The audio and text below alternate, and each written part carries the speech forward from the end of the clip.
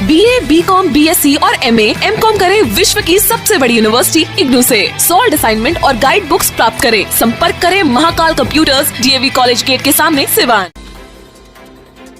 सिवान में आज निकलने वाले एहतजाजी जुलूस को सिवान प्रशासन के द्वारा स्थगित करने के बाद सिवान के दुकानदारों ने हाथों पर काली पट्टी बांधकर अपना विरोध जताया और नुपुर शर्मा की गिरफ्तारी की मांग करते हुए कहा कि प्रशासन के द्वारा कहे जाने के बाद हमने अपना जुलूस स्थगित कर दिया था ताकि अमन व भाईचारा कायम रहे। इसलिए सरकार को भी चाहिए कि जल्द से जल्द नुपुर शर्मा को गिरफ्तार कर उसे जेल में भेजे ताकि जो पूरे देश का माहौल बिगड़ा है उस पे काबू पाया जा सके। साथ ही साथ दुकानदारों ने कहा कि नुपुर शर्मा के बयान से सिर्फ भारत ही नहीं पूरी दुनिया के मुसलमान आहत हुए हैं। ऐसे में सरकार को चाहिए कि नुपुर शर्मा की गिरफ्तारी कर पूरे देश को एक संदेश दे कि ये भारत अमन पसंद लोगों के लिए है और यहाँ किसी भी तरह से किसी धर्म को टारगेट करके राजनीति करने वालों के लिए कोई जगह नहीं है। सुनिए दुकानदारों ने क्या कुछ कहा है।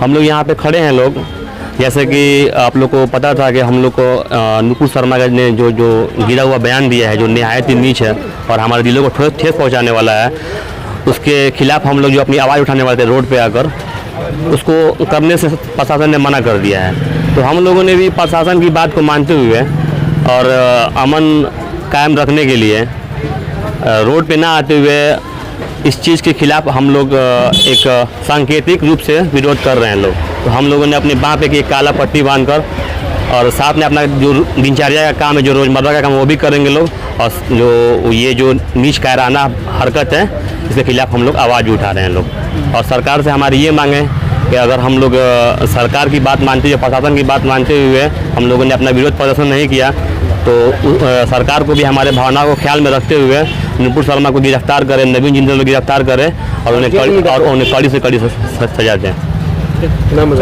जेल में डालें।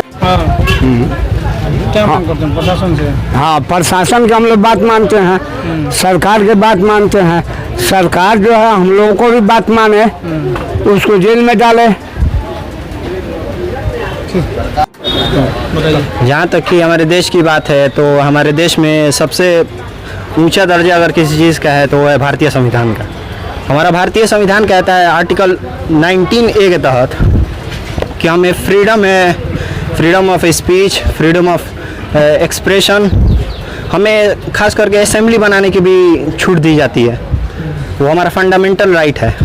तो अगर मतलब मान लीजिए यहाँ की प्रशासन हमें मना करती है इस चीज़ से तो हम मान जाते हैं क्योंकि हम संविधान को सबसे ऊपर मानते हैं।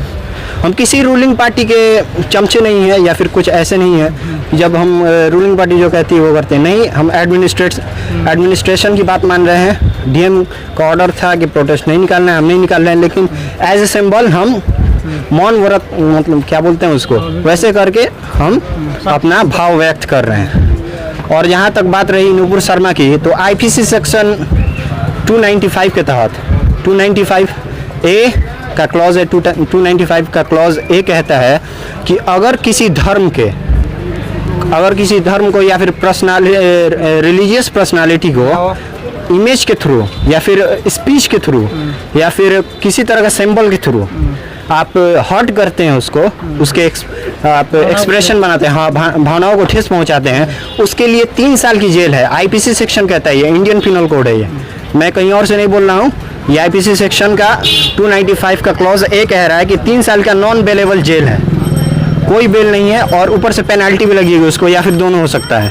मेरा बस यही है, इंडियन गवर्नमेंट से दरखास्त यही है कि नुपुर शर्मा को सख्त से सख्त सज़ा दी जाए अकॉर्डिंग टू IPC सेक्शंस।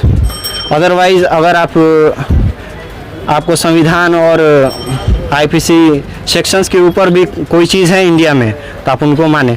हमारे लिए तो भाई संविधान ही सबसे ऊपर है और सुप्रीम कोर्ट का जो कहना होगा हम उसको मानेंगे।